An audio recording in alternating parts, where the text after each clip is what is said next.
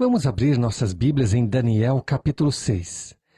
Aqui temos uma história bem conhecida, talvez uma das mais conhecidas no Antigo Testamento, Daniel na cova dos leões. Mas não trate superficialmente este estudo, porque a experiência foi um acontecimento muito importante na vida de Daniel. Ela tem a mesma quantidade de espaço dada à visão profética da história mundial, registrada no capítulo 7, pois ambos os capítulos contêm 28 versículos. Portanto, não considere esta conhecida história levianamente. Às vezes, a familiaridade produz o desprezo. Eu quero analisar este texto com cuidado, confiando que Deus abençoará não só as nossas mentes, mas também os nossos corações. Acabei de dizer que provavelmente não existe outro capítulo do livro de Daniel que seja mais conhecido que este.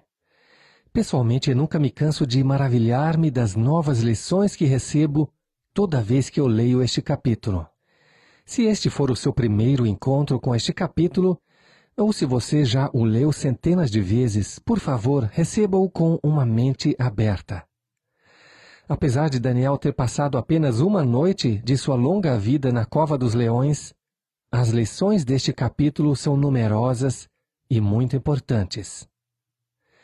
O capítulo 6 conclui esta parte estritamente histórica do livro de Daniel.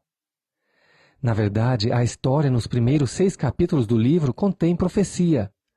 E essas profecias na parte histórica, bem como a história na parte profética do livro, provam que o que Deus revelou a Daniel era verdadeiro e exato.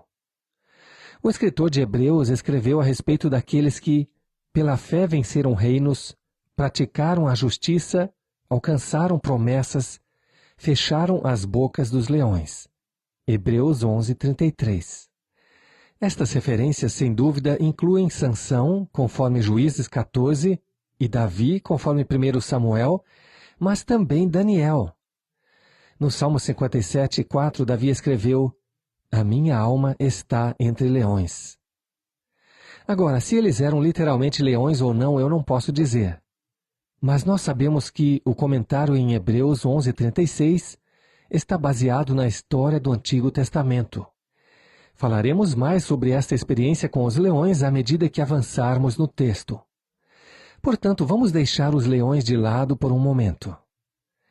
Assim como se cogita sobre o paradeiro de Daniel no capítulo 3, quando os 3 amigos hebreus foram lançados na fornalha ardente, também surgem perguntas sobre onde estavam os 3 amigos de Daniel neste capítulo, quando ele foi lançado na cova dos leões.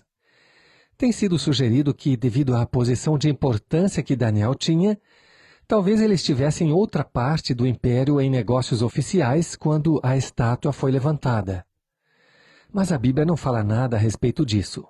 No entanto, podemos ter certeza de que, onde quer que Daniel estivesse, ele permaneceu fiel a Deus e não se curvou à imagem de Nabucodonosor quando seus 3 amigos foram jogados na fornalha ardente. Com relação aos 3 amigos de Daniel no capítulo 6, é preciso lembrar que onde a Bíblia é silenciosa, nós não devemos especular. Simplesmente sugiro que, devido ao lapso de tempo aqui, é possível que os 3 amigos não estivessem mais vivos. Neste ponto da história, Daniel tinha entre 80 e 90 anos. Observe a posição de Daniel nos versículos 1 a 3. O capítulo 6 dá continuidade ao capítulo 5, ou seja, mostra a Babilônia, a cabeça de ouro, sendo substituída pelo Império Medo-Persa, representado pelo tronco e pelos braços de prata. O rei Dario subiu ao trono do novo império em 538 a.C. Daniel estava vivo ainda apesar de sua idade. Este profeta de Deus tinha visto o surgimento desses 2 reinos que ele havia predito no capítulo 2. A cabeça de ouro tinha sido tirada, o tempo passou, mas o velho profeta ainda estava vivo, e além disso mantinha-se sem mancha, no meio do luxo e da lascívia. É impressionante que um homem não se contaminasse em meio a governantes que eram pecadores, sensuais e egocêntricos.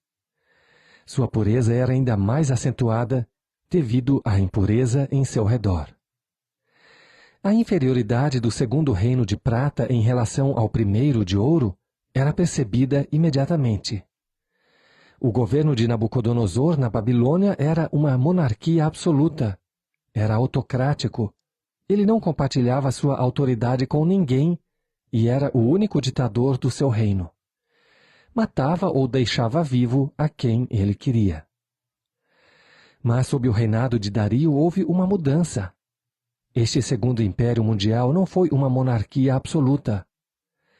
Dario tinha seu governo bem organizado, estabeleceu 120 príncipes e sobre eles 3 governadores, dos quais Daniel foi nomeado chefe, tendo domínio e autoridade sobre os outros. A razão pela qual o rei escolheu Daniel foi o espírito excelente que havia nele. Isso significa que Daniel estava cheio do Espírito Santo e era guiado pelo Espírito Santo. O rei não sabia exatamente quem era o Espírito Superior, mas tenho certeza que era o Espírito Santo. A razão para esta organização coesa com Daniel como cabeça é mostrada no versículo 2. E sobre ele 3 presidentes, dos quais Daniel era um, aos quais estes príncipes dessem conta, para que o rei não sofresse dano. O rei Dario sabia que os homens de seu governo poderiam ser desonestos ao administrar os negócios do império. Mas sabia também que um homem como Daniel era honesto e íntegro e não iria tolerar a corrupção no governo. Por isso confiou a Daniel todo o reino, dando-lhe uma segunda posição de autoridade depois do rei, conforme o versículo 3. O objetivo principal desta nomeação era que o rei não sofresse qualquer perda. Dario não tardou em reconhecer o valor de Daniel, porque este servo de Deus era um homem em quem se podia confiar.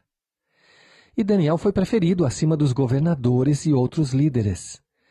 Esse senhor de idade, um veterano que tinha 70 anos de trabalho na função pública, foi promovido a esta nova posição. Os recursos e a capacitação que Deus deu ao seu servo fiel sempre foram bem utilizados durante toda a sua vida. No entanto, nos versículos 4 a 9, descobrimos uma conspiração contra Daniel. O lugar de importância de Daniel foi o início de alguns problemas para este ancião. A inveja e os ciúmes invadiram o coração dos outros membros do gabinete do rei e os levou a traçar um plano contra Daniel. Seus subornos e outros meios desonestos estavam em risco enquanto Daniel fosse o número 1 no gabinete do rei. Eles também não toleravam este estrangeiro, um hebreu, tendo uma posição superior à deles. Eles seguiram com o seu plano maligno, mesmo sabendo que Daniel não tinha falha ou erro. Eles disseram, versículo 5, nunca acharemos ocasião alguma contra este Daniel, se não acharmos contra ele na lei do seu Deus. Este é o ideal de um homem de Deus. Ele não poderia ser responsabilizado por ineficiência, desonestidade ou deslealdade. Nós vemos que Daniel era como Paulo, que disse em Atos 24:16, e por isso procuro sempre ter uma consciência sem ofensa, tanto para com Deus como para com os homens. Sempre que um homem de Deus estiver vivendo uma vida consistente de santidade no mundo, e os inimigos de Deus perceberem a marcante diferença, o homem mundano vai se ressentir do homem de Deus. Foi assim com Paulo e também com Daniel. Mas graças a Deus por homens como Daniel, que têm um bom testemunho no mundo, homens de Deus que não têm manchas e são inculpáveis em meio a uma geração corrompida e perversa. Seja na época de Daniel ou de Paulo ou em nossos dias, todo cristão deve ter um bom testemunho, de modo que qualquer acusação feita contra ele possa ser comprovada como sendo mentira.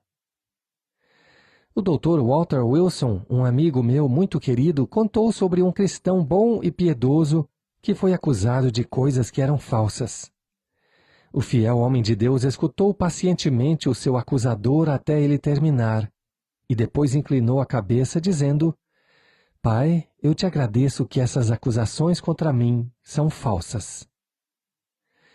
Bem, voltando à história de Daniel, aqueles políticos do gabinete de Dario, príncipes e sátrapas, concordaram em elaborar uma acusação religiosa contra ele. Como Daniel era fiel e não tinha erro ou faltas, Eles lhe armaram uma armadilha e foram ao rei com a sua acusação. Na presença do rei, um dos conspiradores começou com uma habitual saudação. Versículo 6. O rei Dario vive para sempre. Seja qual fosse o plano, eles não queriam que Dario soubesse que o alvo era Daniel. Por isso começaram a falar com falsidade. Versículo 7. Todos os presidentes do reino, os capitães e príncipes, conselheiros e governadores concordaram em promulgar um edito real. A primeira coisa em que enganaram o rei foi sobre a total unidade de todos os homens do reino a respeito do edito. Ao apresentarem o seu caso para o rei, estavam mentindo. Aqui temos desonestidade e engano. Eles disseram todos os presidentes do reino. Mas isto não era verdade, porque não haviam consultado Daniel, e Daniel era o seu governador. As palavras do nosso Senhor para os conspiradores religiosos de seus dias certamente poderiam ser aplicadas para os inimigos de Daniel. João 8,44. Vós tendes por pai ao diabo e quereis satisfazer os desejos de vosso pai. Depois de usar de mentira, eles recorreram à lisonja. Versículo 7. E qualquer que por espaço de 30 dias fizer uma petição a qualquer deus ou a qualquer homem, e não a ti, ó rei, seja lançado na cova dos leões. Aqui eles estão lisonjeando o rei, sugerindo que todas as orações devem ser dirigidas a ele, honrando-o como seu Deus. Era comum que os súditos de um reino considerassem o seu rei como uma divindade. Não foi algo incomum Dario aceitar a honra de boa fé, acreditando que os seus homens o respeitavam e reverenciavam com sinceridade. Eles fizeram com que seu objetivo maldoso parecesse uma lealdade sincera. Por que o rei deveria suspeitar de fraude ou deslealdade? Os faraós eram chamados de deuses e eram adorados como tais. A proposta deles, então, parecia como o que vimos no capítulo 3, ou seja, a adoração da estátua de Nabucodonosor. Podemos ver que tudo foi organizado de forma inteligente, um complô de Satanás para deificar um homem. Por que esses homens colocaram ênfase na oração? Bem, eles sabiam que Daniel tinha o hábito de orar todos os dias em certos horários. Isto está no capítulo 6, versículo 10. Também porque a oração era um fator importante na religião persa. Negligenciar a oração significaria o colapso de tudo. Então podemos entender por que os inimigos de Daniel se concentraram na questão da oração. Por isso, a trama tinha todo um caráter religioso e piedoso. Bem, depois de ter impressionado o rei com a ideia de que era para a sua honra e dignidade, eles o pressionaram a aprovar e assinar o decreto e selá-lo para que não pudesse ser alterado até a data da sua finalização. A lei dos medos e dos persas era baseada na ideia de que, como o rei representava os deuses, os seus decretos não deviam ser alterados. Mesmo se um rei condenasse à morte um dos seus súditos e depois concluísse que ele estava errado, ele não poderia reverter a sua decisão. Esta é uma lei ridícula, mas era a que estava em vigor nesta época. Tudo isso foi levado em consideração pelos conspiradores quando executaram o seu plano para se livrar de Daniel. Então, quando Dario selasse o decreto, nem ele mesmo poderia fazer algo para mudá-lo. Ele mesmo estaria de mãos amarradas quanto ao decreto. O versículo 9 diz: Por esta razão, o rei Dario assinou o edito e a proibição. Quando os governadores e príncipes saíram da presença do rei, sem dúvida sentiram que seu plano seria um sucesso e que Daniel seria morto em breve. Mas não sabiam que estavam atacando um homem incomum, que estavam atacando um vaso escolhido por Deus, o Deus Todo-Poderoso que criou os céus e a terra, que disse em 1 Crônicas 16, 22, Não toqueis os meus ungidos, e aos meus profetas não façais mal.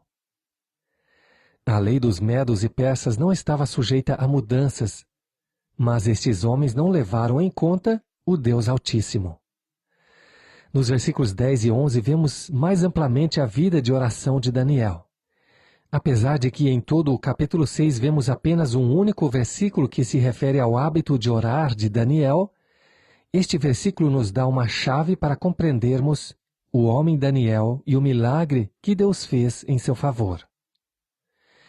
Pelo menos 3 vezes no livro de Daniel encontramos ele orando, capítulos 2, 6 e 9. Pretendemos gastar mais tempo estudando a oração de Daniel no capítulo 9, que é certamente um dos capítulos clássicos da Bíblia sobre a oração. Portanto, não vamos nos referir a ela neste momento. Ao ficar sabendo sobre o novo decreto que proíbe a oração a Deus, Daniel enfrentou uma difícil decisão. Se houve um momento em que Daniel precisava orar, era este. O que ele deveria fazer? A primeira coisa que teria que decidir era onde colocaria a sua lealdade. Ele teria que escolher entre a lealdade a Deus ou a lealdade ao rei. Lembre-se do que o nosso Senhor disse em Lucas 20, 25. Dai, pois, a César o que é de César e a Deus o que é de Deus. E Paulo diz em Romanos 13, 1, toda alma esteja sujeita às potestades superiores, porque não há potestade que não venha de Deus, e as potestades que há foram ordenadas por Deus. O Filho de Deus deve estar ciente de que a lei de Deus está acima das leis do homem. Sempre que as leis dos homens se opõem às leis de Deus, o Filho de Deus só tem uma escolha. Pedro diz em Atos 5:29, mais importa obedecer a Deus do que aos homens.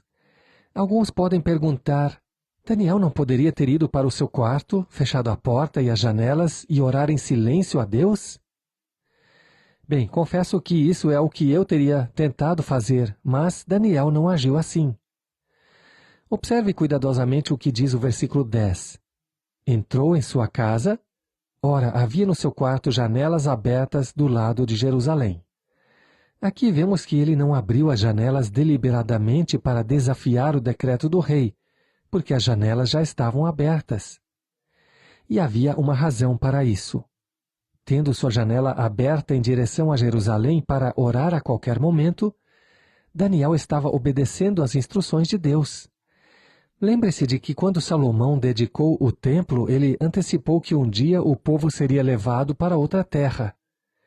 Em 2 Crônicas 6, 36 a 39, ele disse, quando pecarem contra ti, pois não há homem que não peque, e tu te indignares contra eles e os entregares diante do inimigo, para que os cativarem os levem em cativeiro para alguma terra, remota ou vizinha, e na terra para onde forem levados em cativeiro, caírem em si e se converterem, e na terra do seu cativeiro a ti suplicarem, dizendo, pecamos, perversamente procedemos e impiamente agimos, e se converterem a ti com todo o seu coração e com toda a sua alma, na terra do seu cativeiro a que os levaram presos, e orarem para o lado da sua terra, que deste a seus pais, e para esta cidade que escolheste, e para esta casa que edifiquei ao teu nome. Ouve então desde os céus, do assento da tua habitação, a sua oração e as suas súplicas, e executa o seu direito, e perdoa ao teu povo que houver pecado contra ti. Esta é uma declaração extraordinária. Sublinhei na minha Bíblia a expressão e orarem para o lado da sua terra que deste a seus pais. Isto é muito significativo. Nos tempos do Antigo Testamento, a cidade de Jerusalém era a cidade santa e o lugar apropriado para os judeus adorarem a Deus. Se em algum momento eles estivessem longe deste centro designado para a adoração, deveriam orar naquela direção. E desde que Daniel foi levado cativo na Babilônia, 60 anos antes, este tinha sido o seu hábito diário. Fazia isto segundo a instrução dada pelo Deus Todo-Poderoso. E agora que sua vida estava em perigo, o que ele faria? Mudaria os seus hábitos de oração ou permaneceria fiel a Deus? Hoje estamos debaixo da graça e nenhum lugar na terra é preferido em detrimento de outro para orar. Mas Daniel tinha apenas uma escolha: Ele não abriu a janela deliberadamente, mas simplesmente fez o que ele estava acostumado a fazer todo o tempo. Ele não permitiria que o decreto do rei ficasse entre ele e seu Deus. Ele sabia o que estava no decreto e compreendia claramente as consequências caso desobedecesse. Daniel tinha respeito e consideração pelo rei, mas ele não permitiria separar-se da fonte de poder de Deus e de sua proteção. Ele não recorreria a qualquer manipulação ou carnalidade, pois a sua arma deveria ser espiritual. E aqui podemos aprender uma lição, que o servo de Deus deve manter hábitos regulares de oração para permanecer firme em sua devoção ao Senhor. Um homem temente a Deus vai continuar no caminho santo, mesmo que todo o mundo esteja contra ele. Daniel sabia o que poderia acontecer, mas o versículo 10 diz: E 3 vezes no dia se punha de joelhos e orava, e dava graças diante do seu Deus, como também antes costumava fazer. Observe esta última frase, como costumava fazer. Quanto à decisão de Daniel, eu gosto das palavras de Pedro em 1 Pedro 4,19. Portanto, também os que padecem segundo a vontade de Deus, encomendem-lhe as suas almas, como ao fiel Criador, fazendo o bem. Daniel fez a coisa certa de acordo com o seu conhecimento da vontade de Deus. Ele se colocou debaixo da proteção de Deus. O texto diz: se punha de joelhos. Gostaria de dizer algumas palavras sobre a postura de Daniel ao orar. Eu sei que é possível que você dê muita importância à postura na oração e esteja convencido de que esta é a melhor posição para orar, especialmente na oração pessoal. Lucas nos lembra que no jardim, Nosso Senhor se ajoelhou e orou. O primeiro mártir da igreja cristã, Estevão, quando estava morrendo, se ajoelhou e orou. Atos 7,60. Quando Pedro se aproximou de onde estava o corpo de Dorcas, ele se ajoelhou e orou. Atos 9,40. Quando Paulo se encontrou com os anciãos em Éfeso, em Atos 20,36, se ajoelhou e orou com eles. Depois, quando ele concluiu a sua visita à cidade de Tiro, Lucas nos diz: nós nos ajoelhamos na praia e oramos. Bem, dizendo isto, não estou sugerindo que a oração, para ser efetiva, deve ser feita de joelhos. Conheço alguns fiéis que estão doentes na cama e têm uma grande vida de oração, e jamais puderam se ajoelhar. Eu tenho certeza de que eles são abençoados por Deus e que, por sua vez, são uma bênção para outros. Daniel se ajoelhou. Sadraque, Mesaque e Abednego ficaram em pé, quando todos os cidadãos do império se ajoelharam diante da estátua de Nabucodonosor. E Deus os honrou porque eles não se ajoelharam. Agora, as pessoas no império de Dario estavam paradas diante de um homem, e Deus iria honrar esse santo que se ajoelhava diante dele. Há algo no versículo 10 que eu gosto e é uma bênção para mim. O coração de Daniel estava cheio de louvor, porque ele dava graças. Não deixe de perceber este detalhe aparentemente pequeno, porque é importante. Em nossas orações, muitas vezes falta o agradecimento. Como pode um homem agradecer ao olhar a face da morte? Bem, a resposta é simples. Daniel louvava a Deus 3 vezes por dia, a maior parte da sua vida. Portanto, ele nunca ficou sem motivo para louvar a Deus. As Escrituras exortam a todos os crentes que deem graças em tudo, porque esta é a vontade de Deus em Cristo Jesus. Que direção nós devemos tomar diante de circunstâncias difíceis? Devemos olhar para cima e agradecer a Deus por todas as bênçãos. Daniel era um homem que possuía uma rara combinação de coragem e gratidão. Claro, é mais fácil agradecer a Deus pelas bênçãos já recebidas que agradecer antes de obter a resposta às nossas orações. Mas no coração do homem de Deus, o louvor nunca deve estar ausente, mesmo sob a pressão do perigo e da morte. E devo dizer que seremos espiritualmente pobres se não conseguirmos encontrar o nosso lugar de joelhos diante do Senhor, louvando-o até mesmo através das mais duras provações da vida.